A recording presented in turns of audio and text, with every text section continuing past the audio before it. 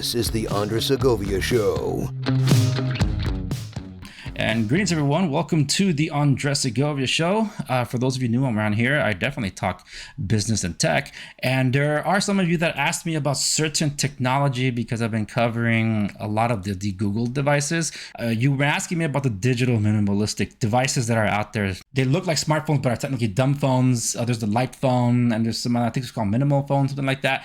And while I do have friends that do use that, I'm not one of those because I actually need the tools, unfortunately. But I do have someone with me that has been covering some of this stuff, and as I mentioned before recorded, Laura, that we got connected through the algorithm. But Laura, welcome to the Segovia Show. This is a pleasure to have you on.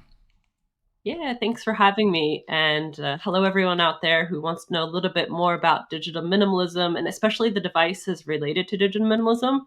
A little bit more about myself. I kind of fell into digital minimalism by accident. It wasn't really a goal of mine, but about a year ago, I realized that I was spending about 10 to 12 hours a day on my screen, doom scrolling, watching some entertainment and things like that. And kind of a lot of culmination of life issues meeting at one point to where I just kind of broke. I left my job. I was going through disability at the same time. And then with all these issues, I kind of went to my screen to escape my problems. I guess a lot of people probably use devices this way. And yeah, I kind of jumped around different devices. I didn't know what device meant what at the time. I didn't know what digital minimalism was. And I kind of discovered it through the book Digital Minimalism by Cal Newport. And it was after a few months in of trying different phones and not realizing why it wasn't working and why I had to kind of go to the extreme of dumb phones or minimalist phones in that way, because there are a lot of different phones out there that can do things still and still access the internet, browsers. Even very dumb feature phones are still a problem for someone who's very addicted. And I was one of those people who would just find a way, even to check weather or things like that. I mean, I would waste hours on stupid things. Yeah. Wow. That's a little bit more about my my experience and how I got into digital minimalism. And now I'm quite into the aspect of the tech aspect, of course. So different devices, what devices could work better for some people. And everybody's different with digital minimalism. There's no one size fits all. There's no one device that's going to cure your addiction or make everything better. You might have to jump back and forth between different ones to try what works for you. Yeah, and this kind of goes to what I've been telling my audience, because when I had a chance to exclusively review the Unplugged phone earlier this year, I had trouble reviewing the device because it wasn't exactly new to the space, but I know the clientele that was interested in it, it was going to be completely new to them. And they thought this was like a whole new thing. It was going to be like, oh, there's Android, there's iPhone, and now there's Unplugged. I'm like, no, that Unplugged is Android, and there is a whole other world that exists beyond it. So when I was approaching it, I'm like, I don't know. I don't think I could just approach it like any tech review like I've usually done. I had to educate the audience, and even that, some people said it went way over their heads. I'm like, well, I did what I could, and I try to give you baby steps to really explain what this was, and I titled it "Privacy or Convenience," because that's exactly what it all came down to. Because 10 years ago, not even, because you were a Blackberry user, I got my trophies. Yeah, I got my Blackberry trophies here. Oh, that's right. Around me all the time, man. I can't leave them. I showed you the Porsche design one, right? Yeah. Oh, I'm so jealous. Yeah. You know what happened with this? I haven't told anybody this, so I'll tell you this. So when I bought it, I'm like, there's no way it can be that cheap on eBay. And I got it. And when it arrived, it was locked out. So I'm like, wait, was this a stolen device? So I reached out to the guy that sold it to me. He's like, hey, did you sell me a stolen device? Because it's locked out. It's like, no, it belonged to somebody, a family member or whatever. It should be fine to use or whatever. It's like, yeah, but it shows that it was security wiped. I can't log in without accessing the PIN or whatever. So I'm like, great. I spent cheaper than what it was paid. It was pretty new, but I paid for a paperweight, a brick, right? Well, when BlackBerry shut down their servers, that became a way for me to be able to access this thing, and I was able to use it. Like, wait, I can use it now. So I'm Amazing. like, yeah. So it was Yeah. awesome, and I started showing people that, hey, look, you can still use WhatsApp on it and things like that because it is running Android Yeah. 4.3. I just wish they really got Awesome. 4.4 on it.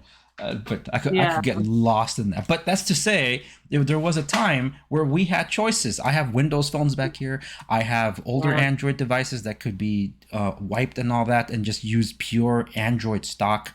BlackBerry, Yeah. obviously, but people complained about Windows and BlackBerry because, oh, there's no app for that. That was an expression. Oh, is there an Yeah. app for that? And that's how Yeah. we ended up with just a duopoly, which is Android and Yeah. Apple. And as soon as they locked you into their ecosystems, not as bad as Apple because it's a cult, but Oh god. Yeah. Don't get me but started on that right. one. But once they lock you in, you start getting used to their services. iMessage, if you reach a family Yeah. member, the blue bubble, or it's like, hey, Yeah. let me pass my headphones to my iPad or whatever, and you just take the Yeah. call with you and just leave the phone behind on the tablet or the computer. It's so Continuity and all of that. Yeah. yeah, while it's wonderful, it's convenient, it's also a way to keep you in. So when it's kind of like boiling the frog. And Yeah. once you get to that point and trying to get out of that, you realize, oh my goodness, I'm trapped. And Yeah. it, It's it, difficult. I don't know how to live without it. when I you can't live. before you discovered these other devices in the minimalistic or the digital minimal world, you were trying to use, was it a Pixel? I think you were trying to use as a not a Google device, but not de-Googled per se. Yeah. I have a Google Pixel 8, so this is the only smart device that I have that's Google device or Android device, but I use it primarily for work and I try to install minimalist launchers or I try to use it as a dumbed down smartphone, but it still is a Google device. Mm. So in the end it wasn't working. And sometimes I have to use this device for either traveling or things like that, which I will use it begrudgingly, but yeah, it's not something you can't switch from an iPhone to having a Google Pixel and expect that your life is going to be better. It's exactly the same experience in the end.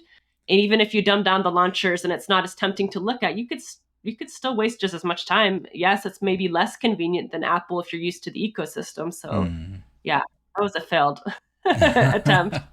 One of And many for myself. If you want to hear a history of fails, like I've done them all. That's for sure.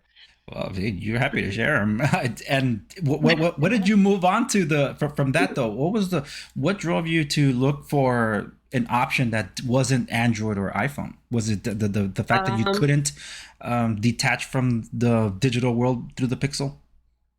my first device, actually, when I was starting digital minimalism, I still had an iPhone at this point. I went to Nokia because when you think of the dumbest phone that you've had in your history of using phones, most people think of Nokia easily. I can just switch to that and live like I was in 2003 and be fine.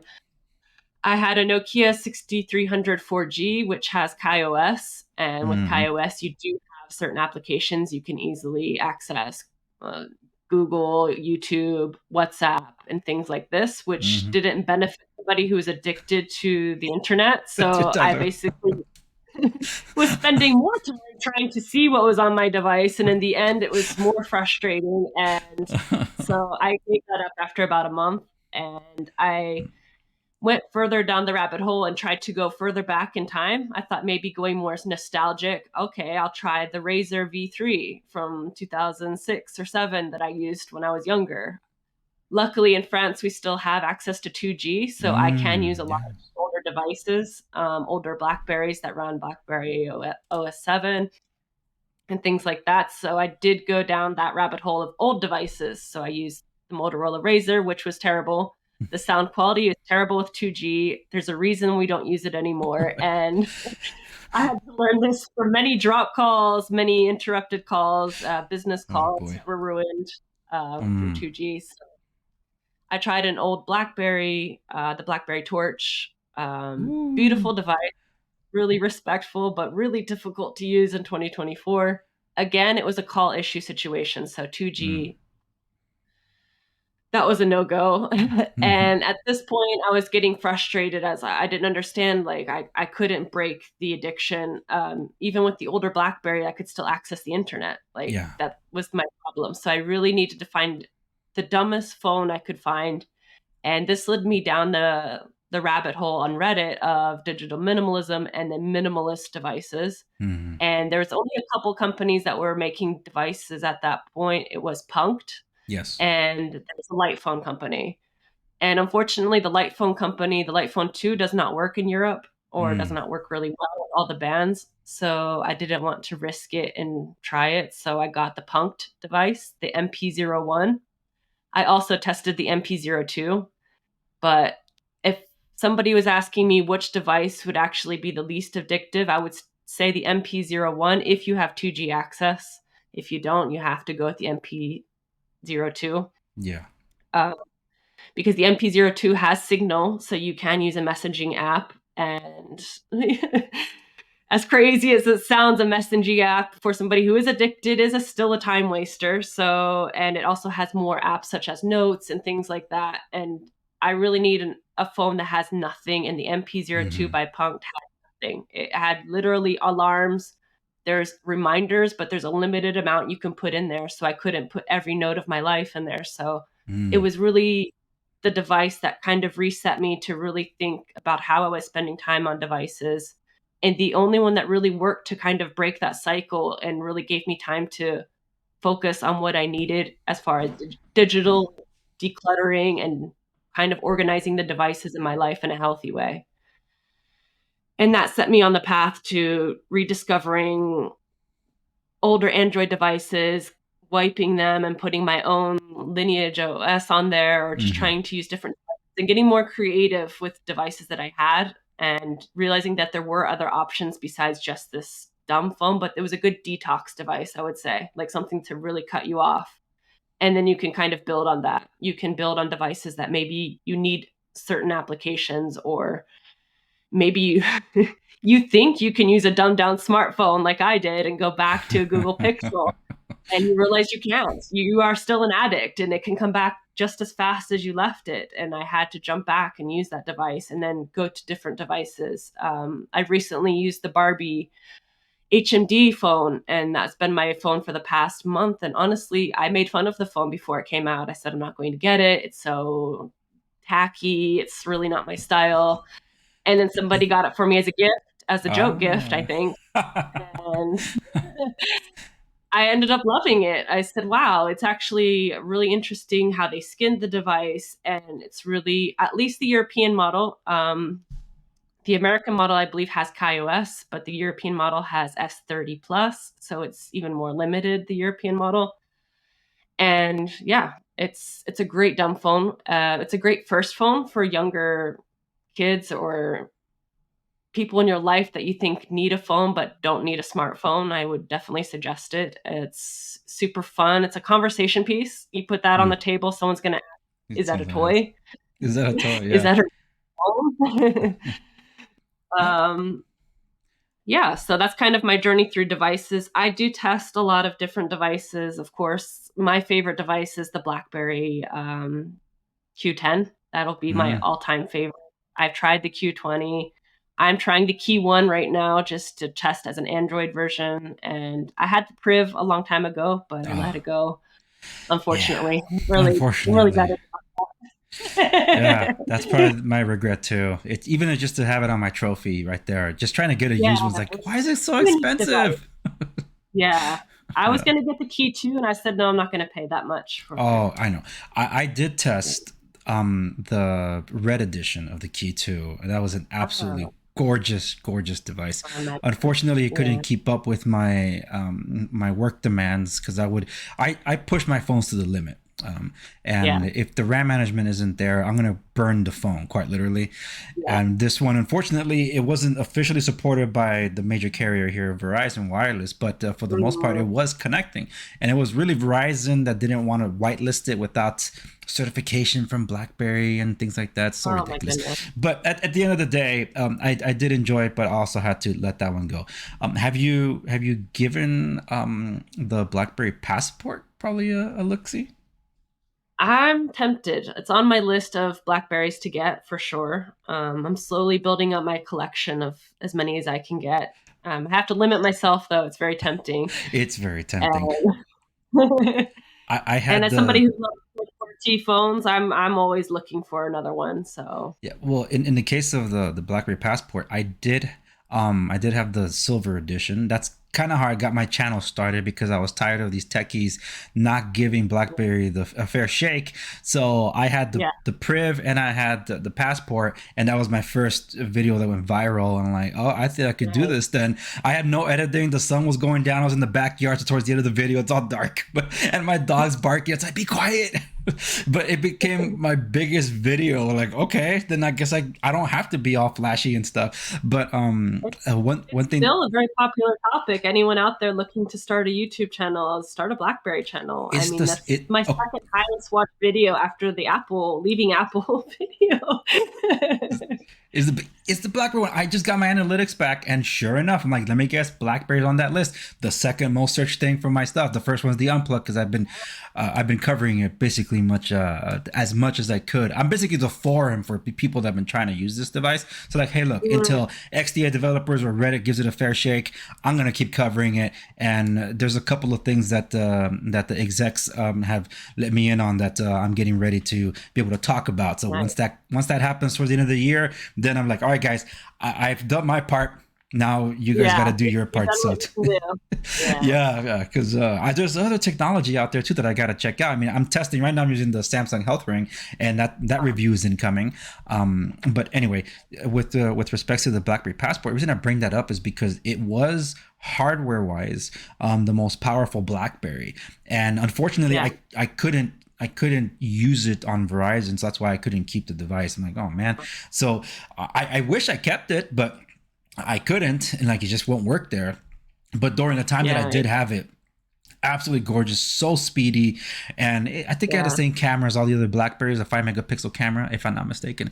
But if I could, I definitely pick one up again, but this time a different color, probably the white one, just because. Yeah, the white one is really nice looking. Yeah. Yeah. But the silver edition is the Yeah. only one that had the chin, so it won't dig into your palm. Mhm. So it was a taller Okay. device. And for the United Okay. States, there was a special version for the AT&T over here where it had the rounded off edges instead of squared off, so it wasn't digging into your palm.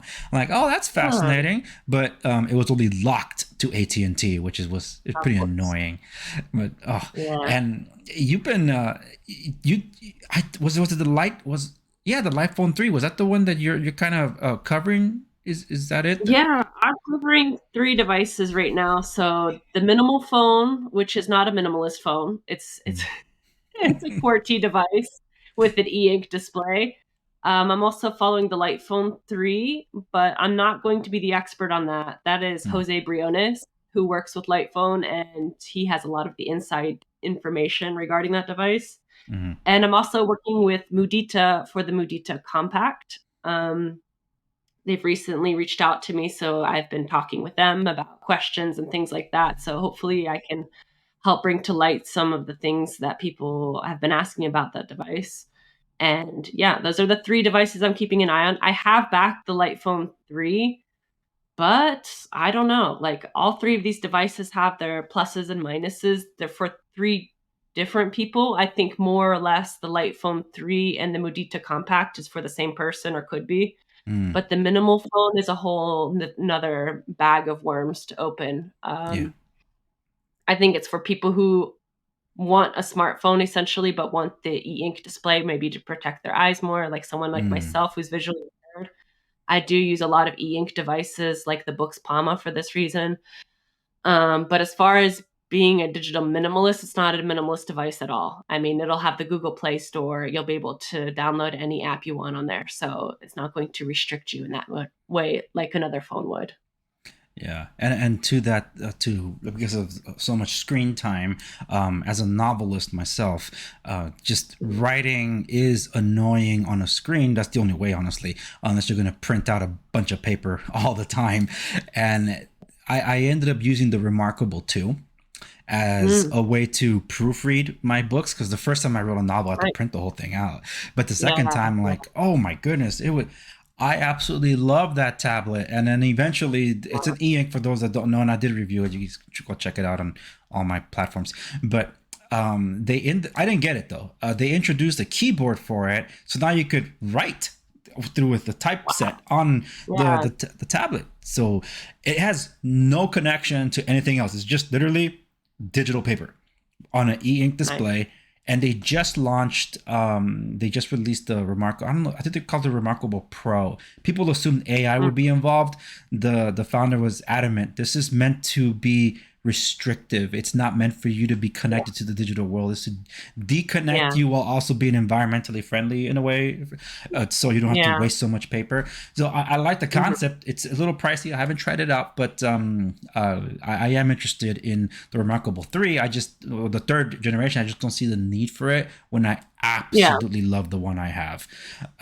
Yeah. So that's been great. And if I don't know if you ever tried it out, but it's definitely one to look into. I think it'd be right up your alley. Yeah, there's a lot of devices I've been looking at for e-ink tablets. I mean, I've kind of fallen down the books rabbit hole because I really love the books Pama, but the Remarkable is definitely up there. I've looked at the Kindle Scribe and wasn't really impressed with it, so Mm-hmm. definitely not going down the Amazon route. I've learned my my lessons from having so many Kindles that it's really not something I want to be part of anymore. And just Amazon in general, I don't like being locked again in another Yeah. ecosystem, having to get their books and use their services. It's not something I'm looking for. But the Remarkable sounds definitely something I'd be interested in, and I would love to test it out because e-ink is definitely something that's, especially if you're doing a lot of reading or you're going over documents or things like that, it Yes. makes a huge difference on the eyes.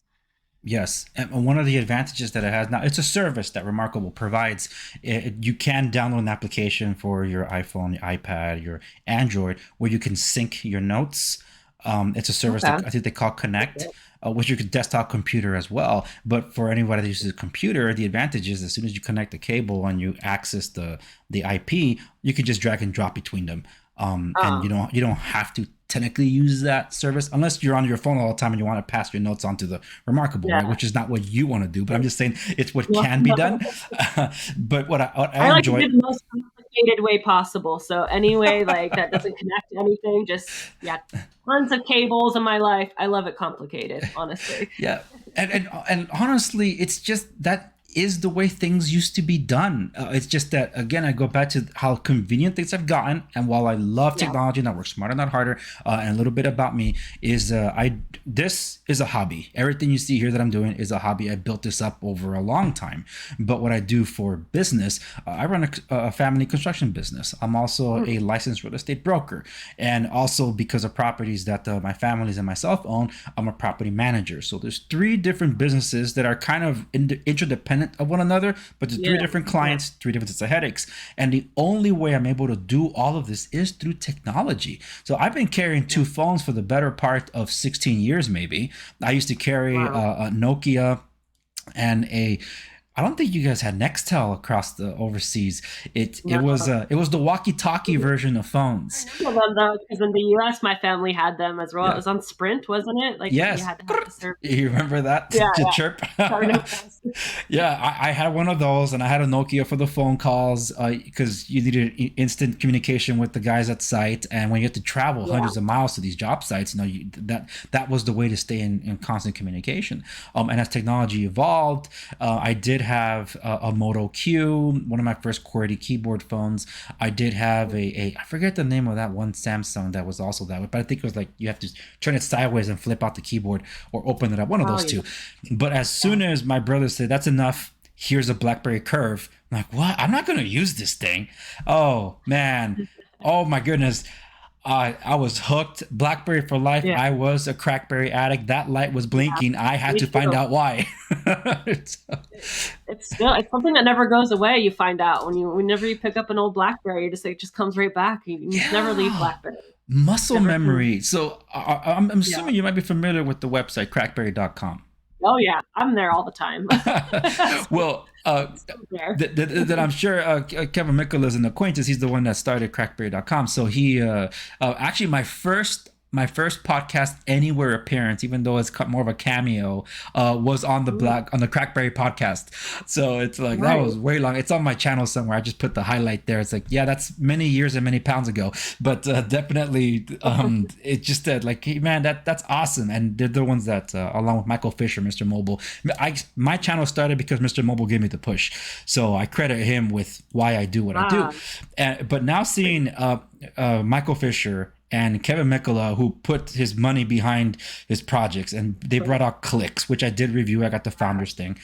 That's Oh, awesome cool. to see. Yeah, because they saw a need and filled it. And they got one Yeah. of the BlackBerry engineers to work on their second gen that just came out for the iPhone Amazing. 16. I'm like, well, I'm not getting the iPhone 16, but Yeah. I I like the ordered the product. clicks when I had the iPhone Pro Max, iPhone 15 Pro Max. I ordered clicks, and then this was in the process of getting rid of the iPhone at the same time. I was like, well, it was a really hard decision, but I had to ditch the iPhone. I said, I'm sorry, I'll have to wait for clicks to come out to Android eventually, maybe. And I heard they're working on it, so we'll see. Yes, it's just a much more complicated and vast ecosystem than an iPhone.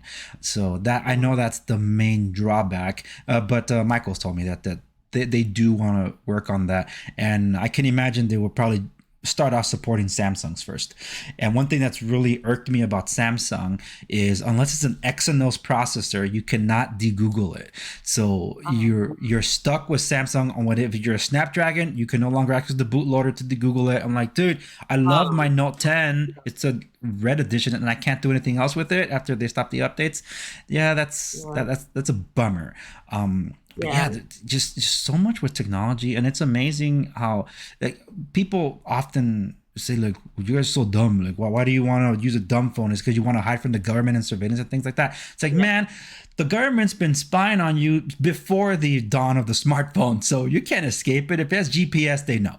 They're really following binary with the text and your phone yeah. calls. So smartphones just makes it as the easier way for them to understand what you're doing. But It um was you that said in the video that I keep thinking of. It kind of like lives rent free in my head that if you're going to the restroom and you have the door open, like why would you not close the door if you could? You're still going to Yeah, go to the that was me. restroom. I said it in the stream. Yeah. Yeah, it's Like like you it's still very lock your true. doors. You still put Yeah, curtains around you unless you're a nudist. yeah, You might still have some kind of like privacy consciousness. Yeah, I just think it's yeah, so hypocritical. But and here's the thing: when I first caught on to you and your channel, I was initially going to reach out. I'm like, I can't find her on any social media. Maybe it's on her about on her YouTube, and I couldn't find anything. There's like an email. I was like, well, I'm not ready to email yeah. her yet. Maybe I'll see where this goes, and if it goes where I think she's headed, then I think she'll be a great person to have on the show to talk about that very topic. And Yeah, now here we are. But the thing is, I initially was going to reach out to you and say, well, look, you can de-Google that pixel.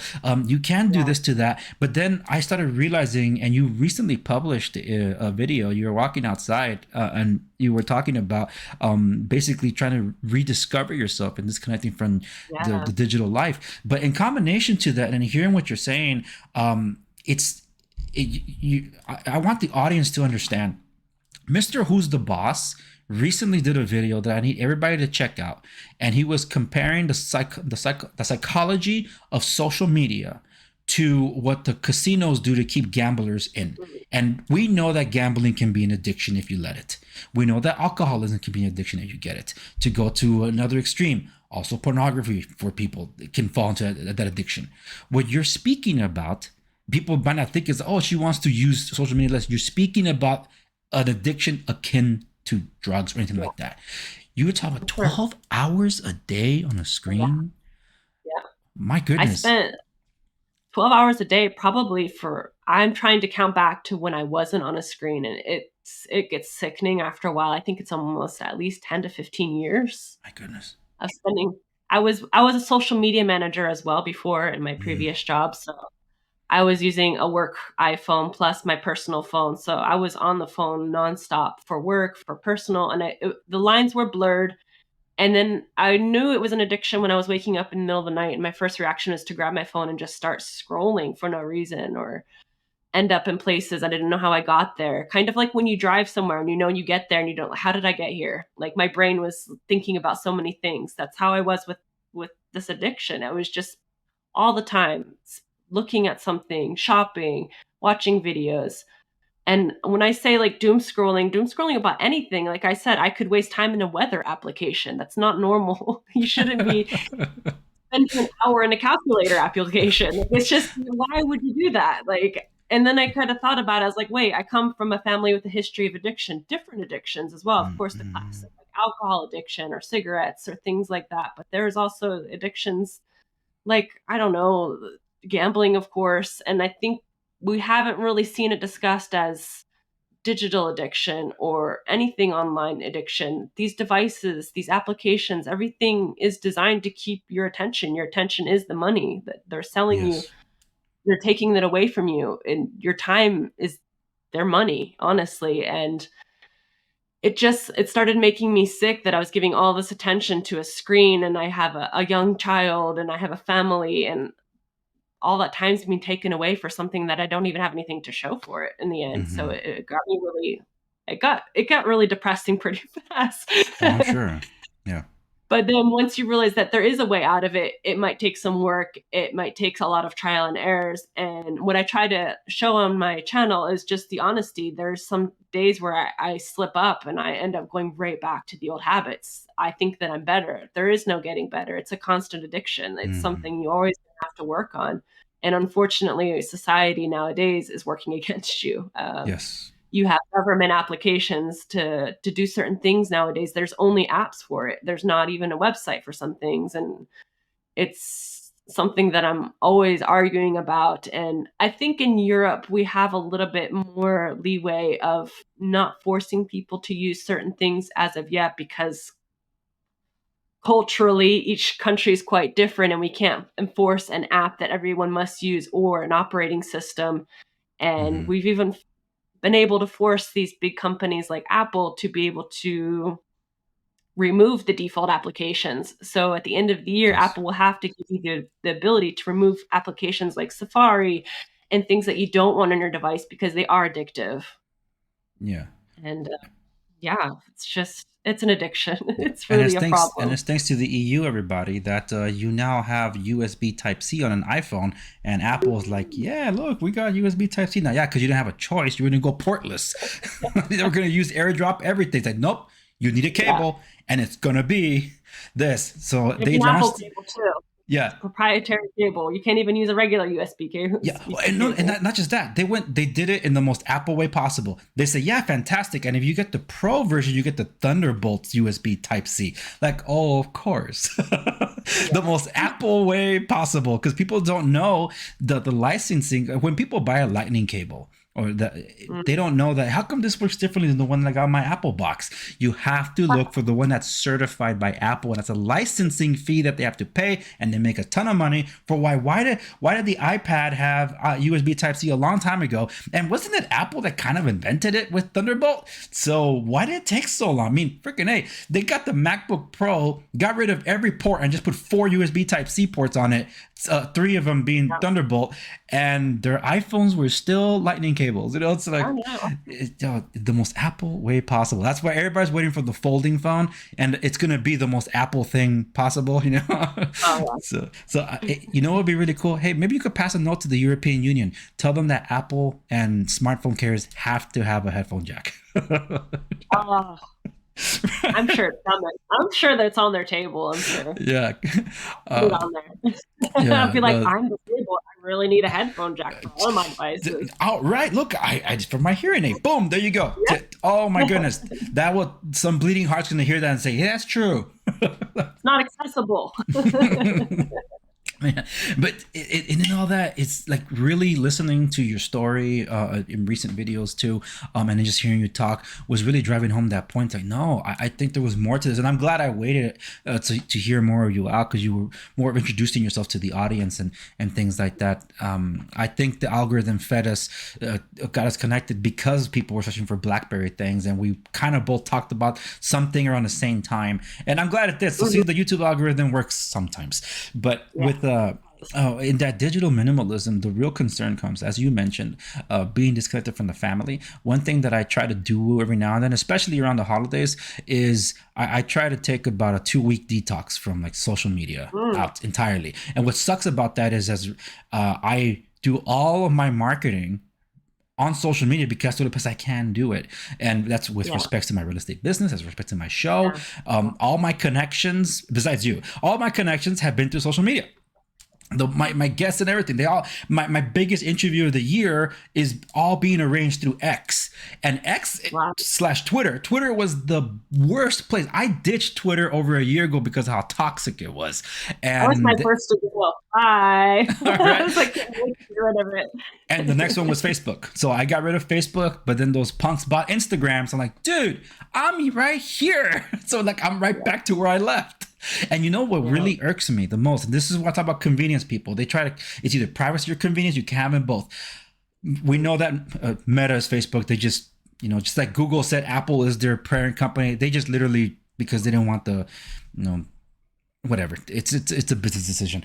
But when it comes to Meta, Facebook, they ended up buying Instagram. They ended up buying WhatsApp. They ended up buying Oculus. So now they have all this information that flows over to them, and who knows what else they're gonna buy. But the part that upset me about Instagram, though, for content creators, the best way to be able to upload things is not through a freaking app. It's through the computer. So there is a creator studio. But in order for you to use the creator studio for the Meta, whatever they call it, on Instagram, you need to have a corresponding Facebook page connected to that. And you Sure. can't have a Facebook page without a personal page. That's how they get you. So to me, I have to use the app because those punks don't Oh, let me do no. anything else. So I'm like, well, maybe I could just do it on my iPad with the keyboard and work that way. Say, oh no, because the app isn't optimized for an iPad, you can't get all the features there. It's like, man, you guys really, really hate us. Yeah. I mean, I still have a Facebook account for this exact reason because a lot of my family connects through Facebook Messenger. So Yes. I technically can't delete my Facebook account because I still need attached to use Messenger. And it's just really, yes, I don't have Facebook on any of my devices, but my account still exists and all of that information that's been collected still exists. I can't Yeah. get rid of it. And it's really aggravating because they Yeah. know what they're doing. Oh yes, they found a way. I remember being on my university campus 19 years ago, and as I was walking through the campus, somebody stopped me because once it was Microsoft handing out, oh, do you want to test OneNote? You get a lifetime whatever. This is OneNote. It's like, that's the best tool, by the way. I use that every single day. I love OneNote. Oh, Really great. it's awesome, and it pairs up nicely with Samsung Notes. Oh no, look what they're doing to us. So anyway, but then someone say, hey, Facebook's coming. I'm like, oh, what is that? I don't care. I don't even have MySpace. So eventually, I didn't make my first Facebook page. My group was all on Facebook, so my classmate created an account for me so we could all do our class project because apparently it was required in the class. I'm like, huh? And that's how I ended up getting a Facebook page that I eventually do delete. But when I was deleting it, I had 2 business pages, and then it said, if you delete this, these are going. Like, whoa, you're holding me hostage? Holy smokes! So I passed my admin to a friend, and eventually, like a year later, said, look, I'm going to create an alias that nobody knows. Then pass the admin rights back to me, and that's how I was able to get those pages back. But sneaky Facebook, they still found out. Like, hey, that's you. So it's like, want to connect with all these other friends that you know? Like, We recognize you. Here's all yeah. your data back. We link you anyway, so we know exactly who you are. Yes, I've had people on my show that have been banned from technology for XYZ reasons, and one of them got at least her Twitter account back, and conveniently her name is also Laura. So when she got her stuff back, because she's an investigative journalist, she had all her stuff on Twitter, and she was excited to have it back. But then I'm like, hey, doesn't it bother you that after being banned for 4 to 5 years, they still had your data? And she's like, Yeah. huh, that's a good point. It's like there's some people in politics like, I got banned because of what I said. Yeah, good for you. They kept you. Your digital life is there. How's that a badge of honor? It's crazy. And one thing that you recently highlighted, and it's something that I did talk about because it's unavoidable. what age is appropriate for our children to have a smartphone? You Yeah. were sharing some a study from France. Can you just give us Yeah. a nutshell of what the average age over there is for introduction to digital life? Yeah. So a study came out just this past week in France. They had interviewed children from the ages 4 to 17, and they found that the average age is 11 years old and 5 months for the first smartphone. And the first connected device is around 9 years old for a tablet. So I don't know if anyone knows out there. The French president came out earlier this year to make kind of a guidance for parents of when to give smart devices to children, and the government's trying to kind of build up some guidelines because there's no really resources out there for parents. And this study kind of highlights that parents are like, "Hey, we need some advice, we need some help. Are these Mm, devices bad or good or causing any problems?" And when the French president came out, he had advised that the first smart device probably shouldn't be given to kids until they're 16. mm, If he could make those guidelines possible, he would. He would advise that.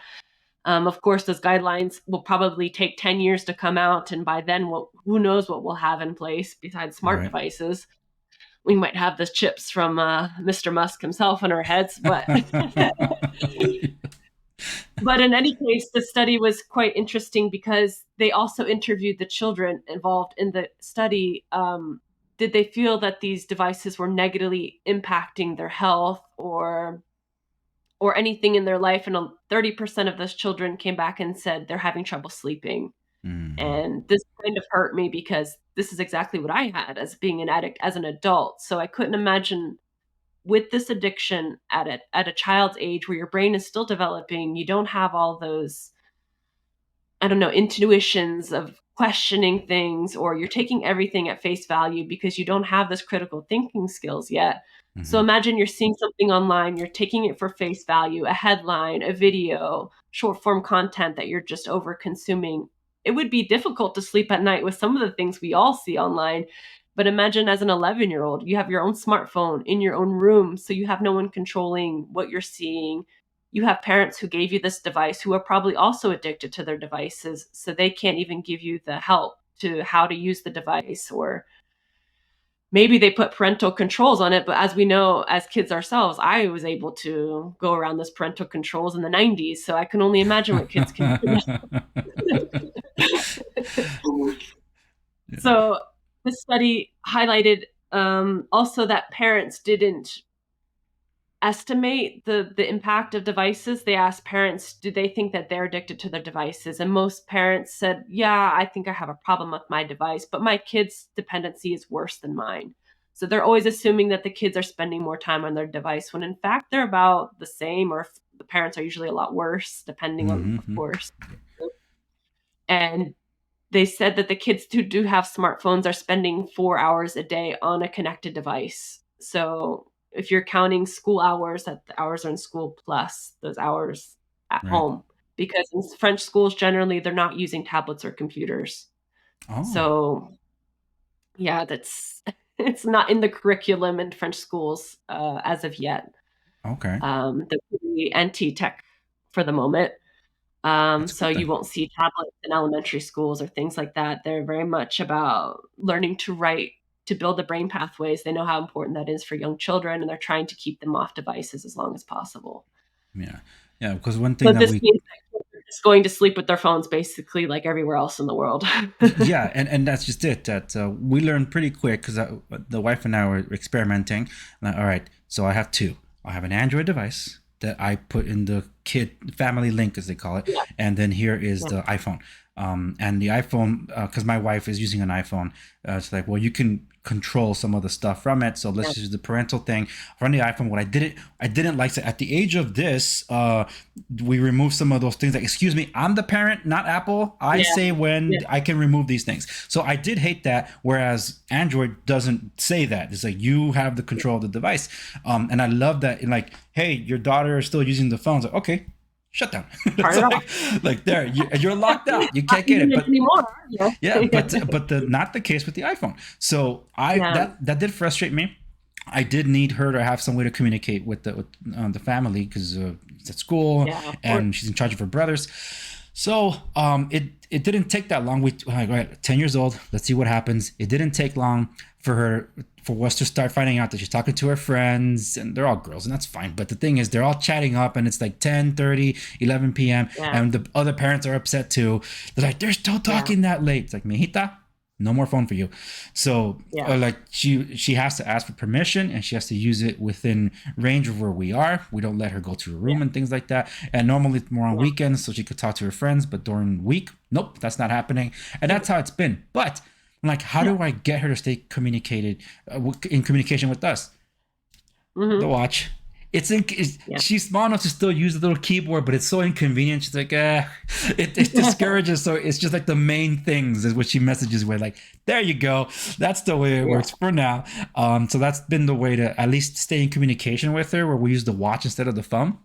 But I've seen a lot of parents using this, and I think this is a good way. I think for kids, you have to just make it as uncomfortable as possible for them to kind of. I don't know if your family had this, but when I was growing up, there was only one computer, and it had to be in the family room, and everyone could see what you were doing on the computer. And you can only use the computer or the phone. So you had to make a choice. If somebody had to make a phone call, you have to wait for them to finish the phone, and then you can use the computer. Oh my goodness, over the days. But I think when I think about digital minimalism, I think about having devices for specific areas in my house. For my bedroom, for example, I had to make the rule of like no tech in the bedroom, no computers, no phones, nothing connected, because if I have access to it from my bed, I'm going to use it. And I know myself, like I keep it in my living area is the entertainment area. And so that's helped a lot, kind of my brain to shut off, like, okay, this is where I sleep. This is where I entertain myself.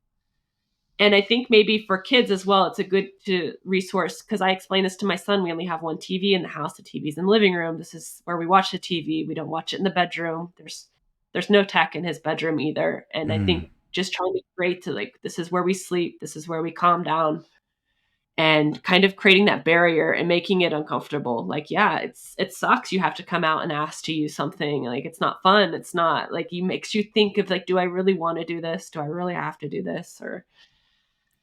And that's good parenting. That's the kind of advice you give for parents. It's just like, be comfortable. If you have to change the Wi-Fi password, do it. Like, just change it.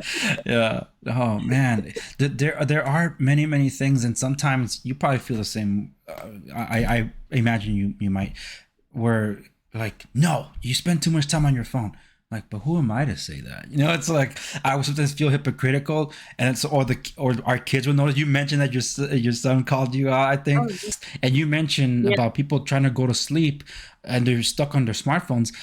I think a lot of people have been questioning some of the science behind this whole blue light that comes from the phones, because you need blue light filters and this and that. They've used that as the excuse to keep using it at night. It's not the blue light keeping you up. It's the doom scrolling. And that's what people... It's the pretty colors. It's the continuous movement. It's a lot of things keeping you up. Yeah, and that doom scrolling is for real. So for people, I mentioned it earlier, I'm going to be leaving a link to this in the video description under...